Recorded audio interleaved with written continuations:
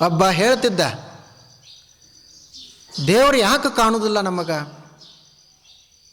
ಅವಾಗ ಅವ್ರ ಗುರುಗಳು ಹೇಳಿದರು, ಕಾಣ್ತಾನಪ್ಪ ದೇವರು ಕಾಣ್ತಾನೆ. ದೇವ್ರೇನು ಎಲ್ಲೋ ಅಡಗಿಕೊಂಡು ಕುಳಿತಿಲ್ಲ. ಮತ್ತೇನು ದೇವರು ಯಾರಿಗೋ ಹೆದರಿ ಓಡಿ ಹೋಗಿಲ್ಲ, ಇಲ್ಲೇ ಎಲ್ಲರ ಜೊತೆನೂ ದೇವ್ರು ಅದಾನ, ಕಾಣ್ತಾನೆ. ಮತ್ತು ನಮಗೆ ಯಾಕೆ ಕಾಣೋದಿಲ್ಲರಿ? ಅವಾಗ ಅವ್ರ ಗುರುಗಳು ಹಾಲು ತೋರಿಸಿದ್ರಂತ, ನೋಡು ಇದ್ರಾಗ ಹಾಲಿನಾಗ ಏನು ಕಾಣ್ತದೆ ನಿನಗಂತ. ಹಾಲು ಕಾಣ್ತದೆ, ಹಾಲಿನಾಗ ಏನು ಕಾಣ್ತದೆ? ಗುರುಗಳು ಹೇಳಿದರು, ಬರೀ ಹಾಲಿಲ್ಲ, ಅದರೊಳಗೆ ತುಪ್ಪದ, ಹಾಲಿನೊಳಗೆ ತುಪ್ಪದ, ಆದರೆ ನಿನಗೆ ಕಾಣ್ತಾ ಇಲ್ಲ.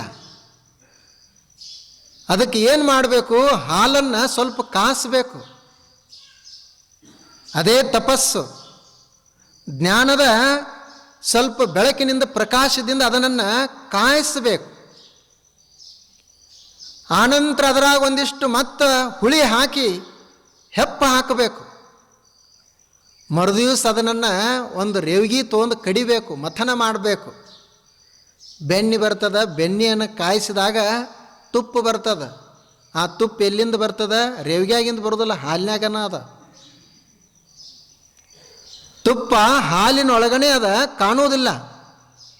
ಹಾಗ ದೇವರು ನಮ್ಮ ಒಳಗೆ ಅದಾನ, ಕಾಣುವುದಿಲ್ಲ. ಯಾಕೆ ಅಂದ್ರೆ ನಾವು ಕಾಯಿಸಿಲ್ಲ. ಮತ್ತು ಭಕ್ತಿ ಅನ್ನುವಂಥ ರೇವಿಗೆಯನ್ನು ತೆಗೆದುಕೊಂಡು ಮಥನ ಮಾಡಿಲ್ಲ.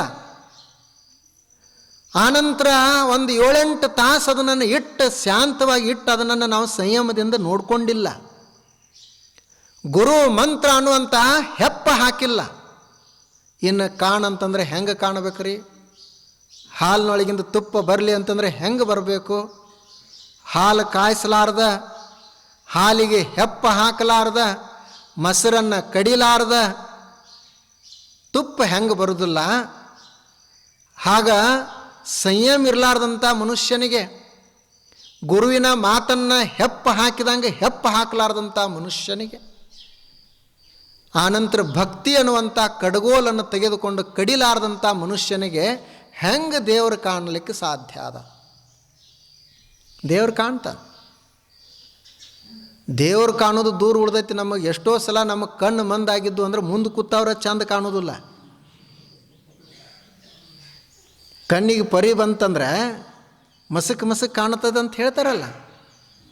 ಕಣ್ಣಿಗೆ ಪರಿ ಬಂತು, ಕಣ್ಣು ಮಂದಾಯಿತು ಅಂದ್ರೆ, ನಮ್ಮ ಡಾಕ್ಟ್ರ್ ಕೂತಾರ, ಕಟಗೇರಿ ಡಾಕ್ಟ್ರ್ ಇಲ್ಲೇ, ಕಣ್ಣಿಗೆ ಮಸಕ್ ಬಂತು, ಕಣ್ಣಿಗೆ ಪರಿ ಬಂತು ಅಂದರೆ ಕಣ್ಣು ಮಂದ ಕಾಣ್ತದೆ. ಸಮೀಪ ಇದ್ದವ್ರು ದೂರ ಕಾಣ್ತಾರೆ, ದೂರ ಇದ್ದವ್ರು ಸಮೀಪ ಕಾಣ್ತಾರೆ. ಯಾವುದು ಚಲೋ ಇರ್ತದೆ ಅದು ಹೆಂಗೋ ಕಾಣ್ತದೆ, ಹೆಂಗೋ ಇದ್ದದ್ದು ಹೆಂಗೋ ಕಾಣ್ತದೆ. ಬರೀ ಇದು ಕಣ್ಣು ಬದಲಾಯ್ತಂದ್ರೆ ಅದಕ್ಕೆ ಏನು ಮಾಡ್ತಾರೆ?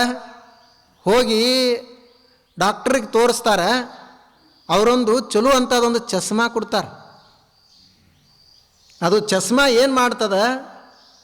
ಇದ್ದದ್ದನ್ನು ಇದ್ದಂಗೆ ತೋರಿಸ್ತದೆ. ಸಮೀಪ ಇತ್ತಂದ್ರೆ ಸಮೀಪ ತೋರಿಸ್ತದೆ, ದೂರ ಇತ್ತಂದ್ರೆ ದೂರ ತೋರಿಸ್ತದೆ.